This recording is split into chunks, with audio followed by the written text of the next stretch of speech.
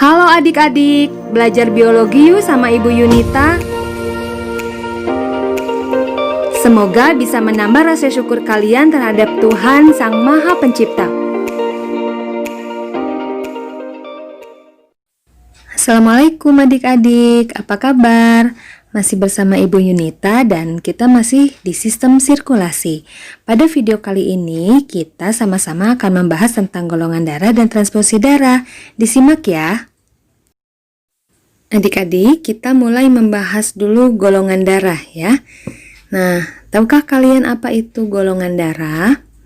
Ya, golongan darah itu merupakan klasifikasi darah dari suatu individu. Nah, berdasarkan apa sih diklasifikasikannya? Ini berdasarkan ada atau tidaknya zat antigen warisan. Nah, zat antigen warisan ini merupakan suatu zat yang bisa ditemukan di permukaan membran eritrosit seseorang atau permukaan membran sel darah merah. Nah, sekarang kenapa bisa berbeda sehingga bisa diklasifikasikan? Nah, hal ini disebabkan karena adanya perbedaan jenis karbohidrat dan protein pada permukaan sel darah merah tersebut. Jadi pada permukaan membran tersebut ada perbedaan jenis protein dan karbohidrat. Nah, apa itu antigen? Nah, berupa apa sih? Nah, antigen ini bisa berupa protein, polisakarida, atau molekul lainnya. Nah, keberadaan antigen ini dapat merangsang tubuh untuk menghasilkan suatu zat yang disebut antibodi. Nah, antibodi ini dihasilkan dalam plasma darah. Kalau antigen tadi eritrosit ya, kalau antibodi plasma darah. Nah, reaksi antara antigen dengan antibodi ini dapat menyebabkan terjadinya penggumpalan sel darah merah atau disebut aglutinasi ya, sehingga antigen ini disebut sebagai aglutinogen, sedangkan antibodi disebut juga aglutinin ya. Oke, nah adik-adik, sebenarnya di dunia ini ditemukan banyak sekali jenis antigen, sampai ada 46 jenis ya. Nah, tetapi yang terkenal sampai saat ini hanya berupa sistem ABO atau antigen ABO dan resus atau RH ya kita kenal. Nah, penyebaran golongan darah di dunia ini sangat bervariasi sekali. Dan ini tergantung pada populasi atau ras ya. Misalnya di Eropa, bangsa-bangsa Eropa itu memiliki 40 sampai 45%-nya tidak memiliki resus atau beresus negatif, sedangkan di Indonesia yang tidak memiliki resus hanya 1%.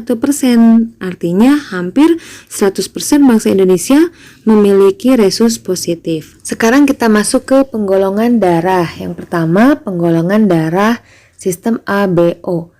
Nah, ditemukannya oleh Karl Landsteiner pada tahun 1930. Nah, penggolongan ini berdasarkan atas ada atau tidak adanya dua zat. Yang pertama antigen atau aglutinogen tipe A dan tipe B yang ditemukan di permukaan eritrosit seseorang, dan keberadaan antibodinya atau aglutininnya yang ditemukan dalam plasma darahnya, yaitu yang tipe A atau anti A sering juga disimbolkan oleh alfa, dan anti B atau tipe B yang sering disimbolkan dengan beta. Nah, berikut Ibu tampilkan tabel bagaimana seseorang yang bergolongan darah A itu berarti di dalam membran permukaan membran eritrositnya memiliki aglutinogen atau antigen A dan aglutinin di plasma darahnya beta atau anti B. Sedangkan orang yang bergolongan darah B, aglutinogennya jenis B, berarti di dalam plasmanya ada antibodi atau aglutinin anti A. Sedangkan golongan darah AB, aglutinogennya memiliki tipe A dan tipe B, sementara di dalam plasma darahnya tidak memiliki aglutinin. Nah, sedangkan orang yang bergolongan darah O, dia tidak memiliki aglutinogen, tetapi di dalam plasmanya mengandung antibodi alfa dan beta atau anti A dan anti B. Nah, adik-adik, pengetahuan akan golongan darah sistem ABO inilah yang mengawali dilaksanakannya pemberian dan penerimaan darah antar manusia sampai sekarang ya dilaksanakan. Nah, kegiatan pemberian dan penerimaan darah antar manusia ini yang kita kenal dengan istilah transfusi darah. Nah, di mana kita mengenal istilah-istilah seperti ini ya, donor. Nah, donor ini istilah untuk pemberi darah. Sedangkan untuk penerima darah itu kita kenal dengan istilah resipien. Ya. Nah, sekarang bagaimana kondisi darah saat bereaksi atau saat bertemu ketika proses transfusi dilakukan. Nah, pada saat transfusi dilakukan itu, plasma darah dari donor akan diencerkan oleh plasma darah dari resipien, sehingga aglutinin donor atau antibodi pada donor tidak akan menyebabkan aglutinasi pada eritrosit si resipien atau penerima. Tetapi aglutinogen pada sel donor ini sangat penting di dalam transfusi. Nah, kenapa? Karena jika aglutinogennya tidak cocok atau jika golongan darah donor tidak cocok dengan golongan darah atau aglutinogen si resipien, ya, karena kita tahu bahwa jenis golongan darah itu diambil dari jenis aglutinogennya ya. Nah, jika aglutinogennya tidak cocok ini, maka aglutinin atau antibodi di dalam plasma darah si resipien ini akan menggumpalkan eritrosit si donor. Tuh. Nah, apa akibatnya jika eritrosit donor digumpalkan? Maka nanti kapiler dalam resipien ini akan tersumbat dan akan terjadi yang disebut hemolisis. Nah, proses hemolisis ini akan menyebabkan eritrosit melepaskan hemoglobin ke dalam aliran darah. Nah, hemoglobin yang terlepas ini jika terbawa ke tubulus ginjal, maka akan mengendap. Dengan mengendap ini, maka akan menutup tubulus ginjal. Nah, sehingga ginjal tidak dapat berfungsi dengan semestinya.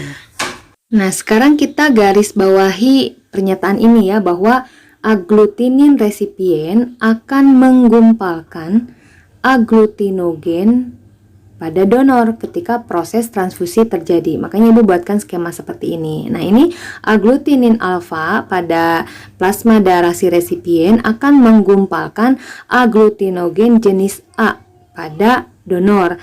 Sedangkan aglutinin beta pada plasma darahnya si resipien akan menggumpalkan aglutinogen jenis B pada permukaan membran eritrosit si donor. Nah, sehingga ketika misalkan orang yang bergolongan darah A ini akan mendonorkan darahnya ke orang yang juga sama bergolongan darah A, jadi resipiennya A juga. Nah, apa yang akan terjadi? Kita fokusnya ke aglutinin pada resipien ya. Nah, aglutinin resipiennya adalah beta. Nah, ingat beta itu akan menggumpalkan aglutinogen B. Nah, sementara di sini dia bereaksinya dengan aglutinogen A. Berarti ini tidak akan terjadi penggumpalan. Nah, karena tidak terjadi penggumpalan, maka boleh ditransfusikan. Nah, sedangkan Kita ambil contoh kasus yang lain. Seandainya sama orangnya bergolongan darah A yang akan mendonorkan, tetapi akan mendonorkan darahnya ke resipien dengan golongan darah berbeda. Nah, Ibu ambil contoh golongan darah resipiennya adalah B ya. Oke, nah B. Nah, B ini kita fokus lagi ke aglutininnya. Aglutinin B itu adalah alfa ya. Nah, alfa ini sifatnya dia akan menggumpalkan aglutinogen A. Nah, pada peristiwa ini dia ketemu dengan aglutinogen A, maka terjadi penggumpalan dan tidak boleh ditransfusikan. Nah, jika kalian lakukan ini ke semua golongan darah, maka hasilnya akan seperti pada tabel berikut. Nah, begitu ya. Nah, kita lihat yang O. Oh, ini dia sebagai donor bisa mendonorkan ke semua golongan darah. Checklist itu berarti bisa ya. Oleh karena itu golongan darah O disebut sebagai donor universal. Nah, tetapi kalian lihat ini yang AB. AB ini dia tidak bisa mendonorkan ke semua, hanya ke golongan darah AB saja, tapi bisa menerima dari golongan darah semua. Makanya AB disebut resipien universal. Bagaimana adik-adik? Bisa kalian pahami? Nah, kalau sudah paham, mari kita lanjut sekarang ke penggolongan darah yang kedua, yaitu sistem RH atau resus. Nah, sistem ini ditemukan oleh Karl Landsteiner juga dan Wiener. Ini pada tahun 1940. Penggolongan darah sistem ini berdasarkan ada atau tidaknya aglutinogen RHD atau antigen RHD yang ditemukan pada permukaan eritrosit seseorang. Nah, apa sih RHD ini? Nah, antigen RHD ini berperan dalam reaksi imunitas tubuh.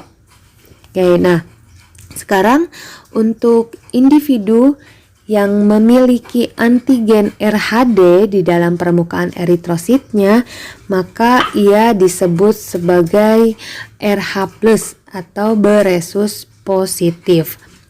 Sedangkan individu yang tidak memiliki antigen RHD di dalam permukaan eritrositnya, dia disebut RH- atau beresus negatif.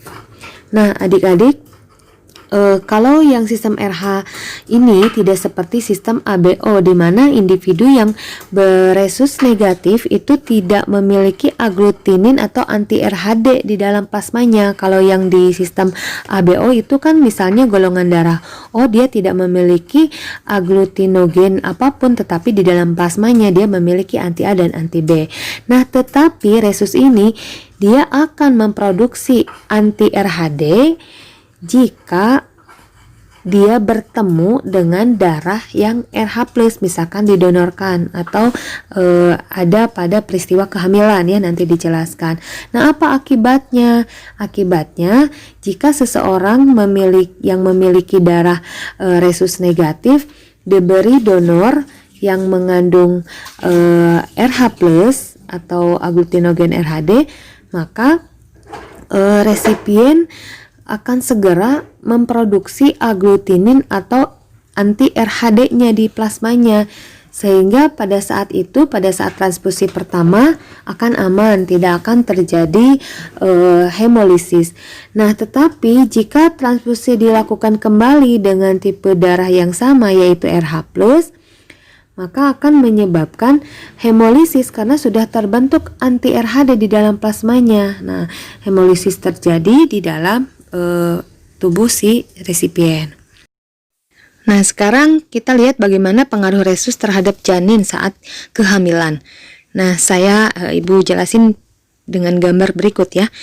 Nah, jika terjadi pernikahan antara ayah yang beresus positif dengan seorang ibu yang beresus negatif, maka kemungkinan ibu yang memiliki resus negatif tadi akan mengandung janin yang memiliki resus positif atau mengandung RHD. Nah, eritrosit janin yang mengandung RH+ tadi itu akan merangsang ibu untuk membentuk sebuah aglutinin atau anti RHD di dalam plasma darahnya gitu ya, sebagai respon dari adanya RHD yang masuk ke tubuhnya. Nah, apa akibatnya? Sehingga plasma darah ibu sekarang sudah ditemukan agglutinin atau anti RHD di dalam tubuhnya gitu. Nah, hal ini akan berakibat pada kehamilan selanjutnya, di mana jika si ibu mengalami kehamilan selanjutnya dan janin yang dikandungnya beresus positif atau memiliki RHD, maka anti RHD yang sudah dibentuk di dalam tubuh si ibu akan segera bereaksi dengan cara menghancurkan eritrosit si janin atau mengalami hemolisis. Nah, hal ini akan menyebabkan janin mengalami kematian, atau kalau tidak mati akan menyebabkan eritroblastosis fetalis. Nah, adik-adik, selanjutnya ibu akan tampilkan tabel kesesuaian transfusi darah berdasarkan dua sistem tadi ya, sistem ABO dan sistem resus. Nah, berikut tabel kecocokan golongan darahnya. Jika tampilan videonya terlalu cepat bisa kalian push ya.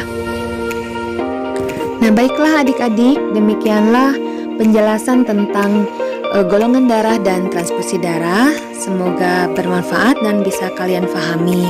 Jangan lupa untuk terus menyaksikan video-video materi biologi bersama Ibu Yunita. Akhir kata Ibu ucapkan terima kasih atas perhatian kalian. Wabillahi taufik wal hidayah. Wassalamualaikum warahmatullahi wabarakatuh.